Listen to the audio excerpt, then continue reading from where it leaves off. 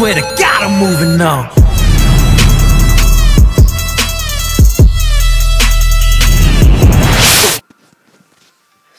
Salut à tous, c'est Nico. Aujourd'hui on se retrouve sur une toute nouvelle vidéo qui s'intitule des bases d'HDV8. Et aujourd'hui on est en compagnie de Aurélien. Donc salut à toi mec.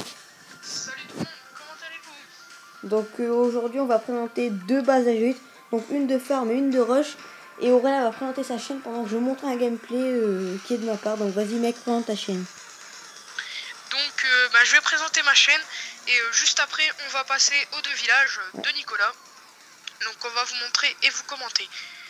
Donc pour parler de ma chaîne, je l'ai créée il y a une semaine, donc pas vraiment une semaine puisque ça fera demain, puisque je l'ai créé dimanche dernier, donc comme aujourd'hui on est samedi, ça fera demain que j'aurai créé. Donc voilà, ça fait pas longtemps que je suis sur YouTube.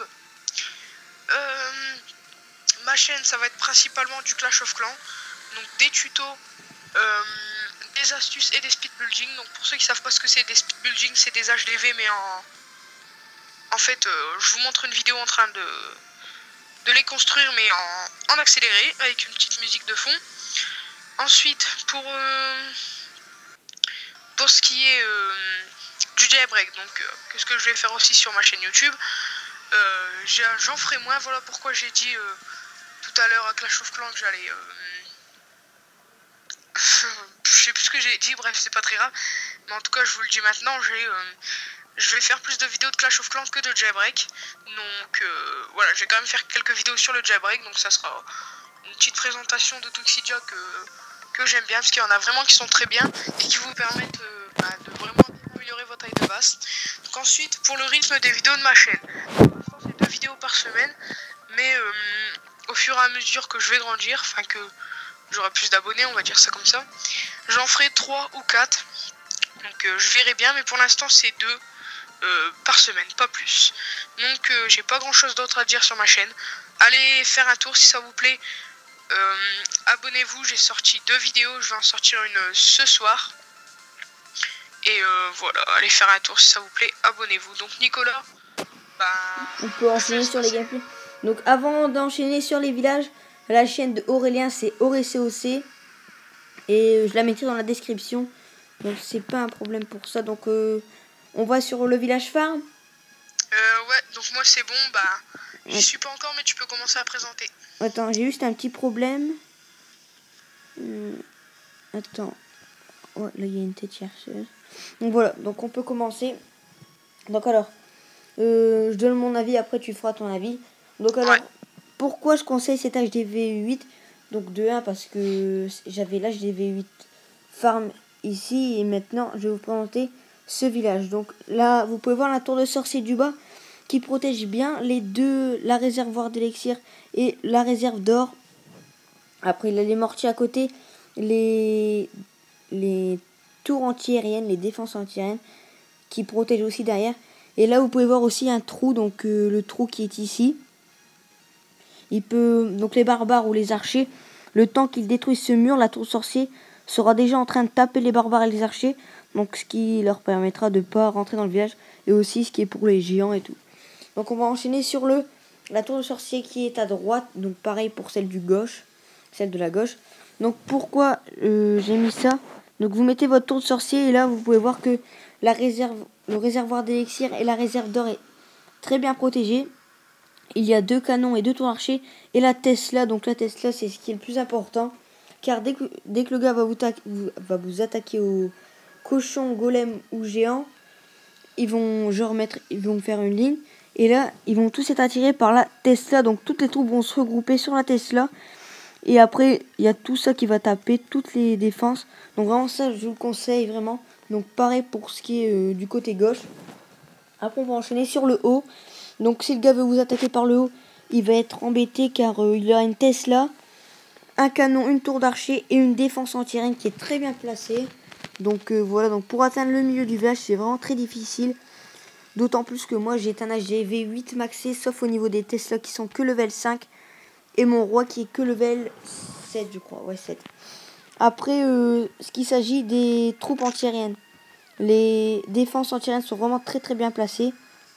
Donc vous pouvez voir, elle protège vraiment pratiquement tout le village. Et voilà Donc Aurélien, t'as quelque chose à dire? Bah, t'as à peu près tout dit. Sinon, les défenses antiaériennes sont vraiment bien placées, tout simplement pour... si le mec vous attaque en dragon, excusez-moi, bah, il va se faire défoncer par les antiaériennes. Les bombes, la bombe géante au milieu et tous les autres pièges sont très bien placés aussi parce que le mec il va pénétrer dans votre village, il va se faire allumer avec tous les pièges. Pour ce qui est de la Tesla aussi, tu l'as dit, toutes les troupes vont se regrouper dessus. Bah, ce qui va faire qu'ils vont tous se faire tuer quoi, parce qu'avec la tour de sorcier et les deux canons et les deux tours d'archer, bah ils vont bien se faire défoncer. Ouais. Ensuite, bah voilà, j'ai pas d'autre grand chose à dire. Donc on Les enchaîne bombes, sur la base rush. Non, les bombes rouges aussi, Ok. à côté des antiaériennes dans les farms, dans la base farm, ils sont vraiment pas mal. Parce que le mec, le dragon, s'il y a un dragon, il va essayer de buter vos antiaériennes, et ben il va se prendre les deux bombes rouges. J'ai toujours oublié le nom. Bon anti-aérienne. Ouais, voilà. Donc bah moi je suis sur la base rush, donc je la présente en premier. Vas-y. Bah la base rush là, bah c'est encore une fois faite, hein, forcément. Donc elle est vraiment pas mal, parce qu'il y a des tours de sorcier. Par exemple, la tour de sorcier en bas, mais la deuxième, je veux dire, il y en a une en bas, et il y en a une à gauche, un peu plus haut. Vraiment, celle-là, elle est très bien placée parce que le mec, il va attaquer par le camp militaire, il va se prendre la tour d'archer, et quand il va falloir... Et attends, je te coupe parce que je viens de faire une erreur. Tu vois où est-ce qu'il y a les deux anti-aériennes collées? Ouais, Bah en fait, faut échanger ça avec la tour de sorcier. Je me suis trompé. Donc ok. voilà. Bah, voilà, donc où il y a les deux antiaériennes collées, bah, Nico fait un zoom. Ouais, non, tu peux pas. Bon, c'est pas grave. Bah, où est-ce qu'il y a les deux antiaériennes collées, donc c'est vers le haut. Ils verront ma base. Vers le haut, donc bah, faut l'échanger avec la tour de sorcier. Donc sinon, donc, je reprends ce que j'étais en train de dire. Donc la tour de sorcier, donc, si vous attaquez par le camp militaire du bas, la tour de sorcier, elle va vraiment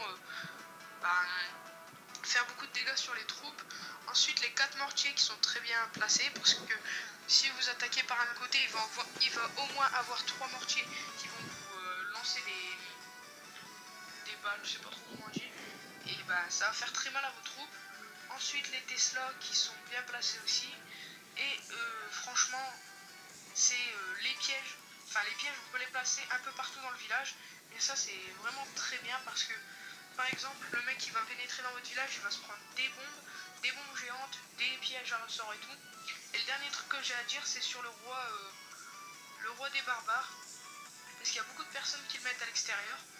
Mais faut pas le négliger parce que tout simplement si on le met à l'intérieur, la personne quand elle va rentrer dans votre village, elle va être bloquée par le roi parce que le roi du coup il va être déclenché et donc il va vous tuer quelques troupes, donc ça c'est un avantage aussi. Donc voilà, j'ai plus rien à dire sur le village. Ouais, donc moi je vais Je sais pas ce que t'as à dire. faire mon petit avis. Donc petite parenthèse sur ce village. Donc vraiment je vous le conseille fortement.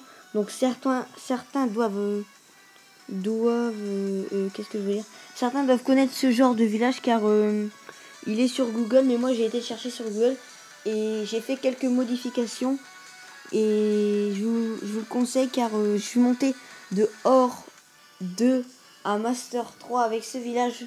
J'ai dû faire 20 défenses gagnées, donc vraiment un très très bon village. On peut voir les mortiers vraiment qui sont vraiment pour chaque compartiment. Les défenses anti-aériennes très bien placées et les tours de sorcier vraiment très bien placées aussi, donc vraiment je vous le conseille et voilà, j'ai plus trop de trucs à dire. Je sais pas si toi tu veux dire quelque chose. Non, moi j'ai plus rien à dire. Donc voilà, donc j'espère que cette vidéo vous aura plu. Si c'est le cas, n'hésitez pas à vous abonner à ma chaîne et à la chaîne de Aurélien qui est AurCOC. Elle sera dans la description. Donc likez, commentez et nous on vous dit bye.